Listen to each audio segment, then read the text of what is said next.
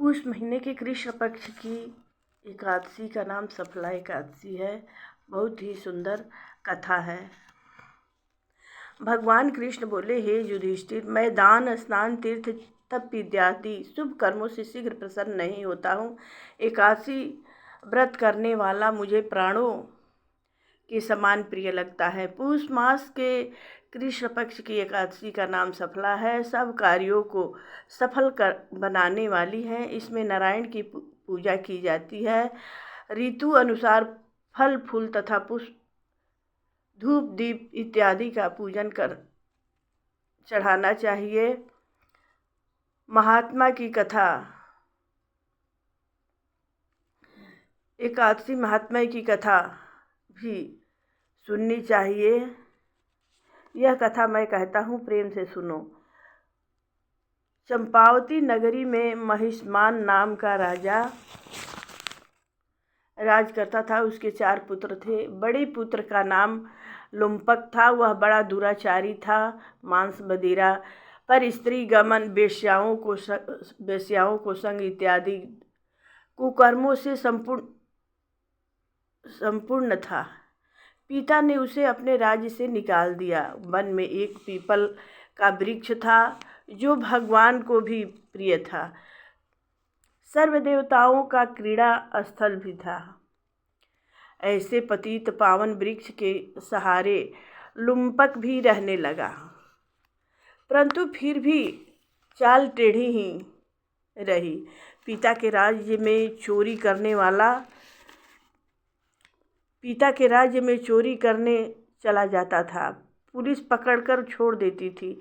एक दिन पूष मास के कृष्ण पक्ष की 10वीं को रात्रि को उसने लूट मार अत्याचार किया और पुलिस ने वस्त्र उतारकर वन में भेज दिया।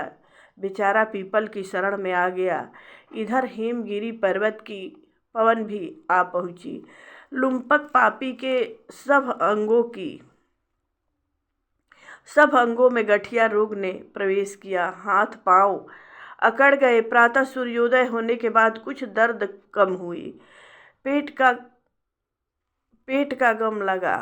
जीवों के मारने में आज असमर्थ था और वह वृक्ष पर चढ़ने की शक्ति भी नहीं थी। नीचे गिरे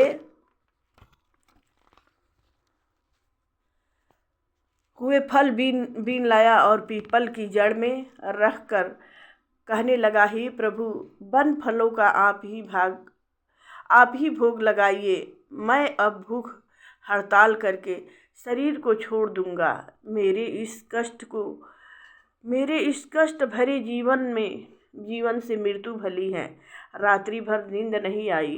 भजन कीर्तन प्रार्थना करता रहा, परंतु प्रभु ने उस फलों का भोग न लगाया।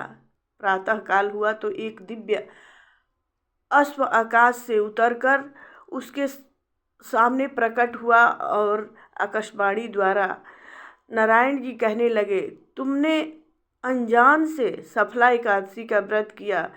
उसके प्रभाव से तेरे समस्त पाप नष्ट हो गए। अग्नि को जानकर या अनजाने हाथ लगाने से हाथ जल जाते हैं, वैसे ही एकादशी भूल कर रखने से भी अपना प्रभाव दिखाती है। अब तुम इस घोड़े पर सवार होकर पिता के पास जाओ, राज मिल जाएगा। सफला एकादशी सर्व कार्य सफल करने वाली है। प्रभु की आज्ञा से लुम्पक के पास आया। पिता उसको राजगद्दी पर बिठाकर आप वन में तपस्या करने चले गए। लुम्पक के राज्य में प्रजा सब एकादशी व्रत विधि सहित किया करती थी। सफला एकादशी के महात्म्य को सुनने से अश्वमेध यज्ञ का फल मिलता है। इस दिन नारियल, नींबू, अनार, सुपारी आदि अर्पण करके नारायण भगवान की पूजा करनी चाहिए। इस दिन तिल और गुड़ का भोग लगाना चाहिए।